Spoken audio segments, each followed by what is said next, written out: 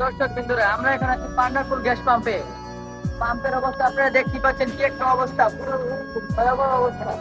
এখন আমরা মাইক্রো ড্রাইভারদের কাছ থেকে তাদের অনুভূতি জানতে যাবো। চলেন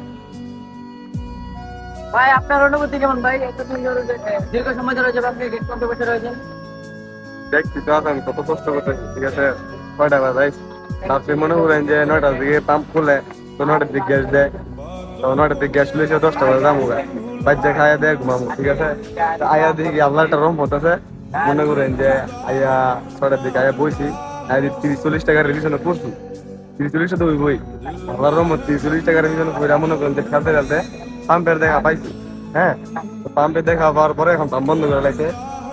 এখন মাত্র প্রায় 1টা 35 বাজে। কখন পাম্প খুলবো তা কোনো নিশ্চয়তা নাই। তো কি আর বলবো, কত কষ্টে আছে। আর কি দেওয়া লাগে রয়েছে, খাইতে পারে নাই। কিন্তু সব বন্ধ, খাবার টাবার কম, ভালো খাইতে পারে না। যদি কেউ আশেপাশে কেউ থাকতেন তো দয়াবান ব্যক্তি, যে খাবার টাবার আমরা খাওয়াইবেন, তাহলে রাইন্দা মাইন্দা লই আন, খাওয়া দাওয়া করি। মনে অনেক কষ্ট ভাই।